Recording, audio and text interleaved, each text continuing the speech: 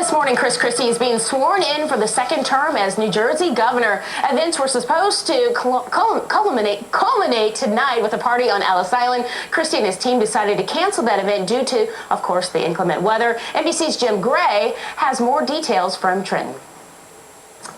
Hey there, we're beginning to see some flurries here as preparations for the inauguration of Governor Chris Christie continue here. He will take the oath of office for the second time, and that ceremony is going to proceed as planned, but a party afterwards this evening on Ellis Island has been canceled as a result of the severe weather that is expected in the area throughout the day. We expect to see significant snowfall, heavy winds, so taking the ferry out to Ellis Island was going to be an issue, and the administration and Governor Christie have decided that that will not be the case, that they will not have that party on Ellis Island. It may be postponed, it may be canceled altogether. What I can tell you is the food that's been catered for that event, it will be given to local food pantries, so that's some good news. It will go to a worthy cause. But the Ellis Island celebration has been canceled or at least postponed for now. That's the latest from Trenton, New Jersey. I'm Jay Gray.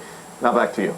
All right, thank you, Jay. I think that's good old common sense. Now let's get back to our big story of the day. We're keeping a close eye on Washington, D.C., and the snow is coming down. The Beltway commute will be a difficult one this evening as we track Winter Storm Janus. So let's get the very latest on Winter Storm Janus. Nick is standing by in the Global Forecast Center with our friend Tom Nizzle. That's right. Spill it, guys. And we are continuing to see it wrap up here, or ramp up, I guess I should say. It's not going to be it's going to be a while before it wraps up. It's only beginning. Right, and wrap up in a sense because it's actually strengthening. It's coiling up like a spring as it gets off the coast here. That's going to increase the winds and the snowfall rates as well. But if we take a look at the radar, you saw the capital there. They're down to about a half-mile visibility, and just to the north of there, they're down to a quarter-mile. Here is the radar right now, and this is this area of heavier snow that is set up right across this region here from just north of D.C.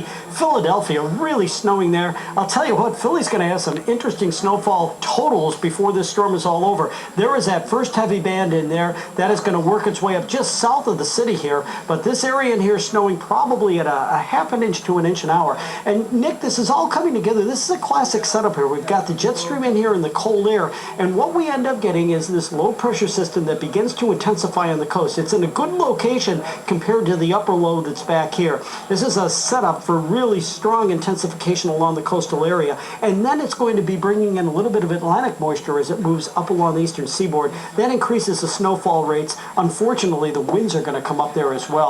And I'll tell you what, you take a look at New York City, yeah, we are talking 8 to 12 inches of snow. Here's the area I'm really concerned about. Because of the combination of snow and the winds that could really be brisk. Yeah, the island there, I think the LIE tonight, travel's going to be rough. That could become a parking lot because, again, you bring those winds up gusting over 30 miles an hour, you bring the snowfall rates in a half inch to an inch an hour, and the temperatures, by the way, are dropping through the whole evening. So that combination is going to cause very, very low visibilities. Snow's going to pile up quickly. Roads are going to become really, really snow-covered fast. And even treated roads might be in trouble because of cold temperatures. Cold temperatures and snowfall rate, it'll be tough to keep up with that. So this is one of these situations where it's going to last here for a while, but I'll tell you what, here's the deal. Snow, we're taking a look at New York now. The snow really ramping up through the afternoon here, and then tonight that snow and wind combination takes place.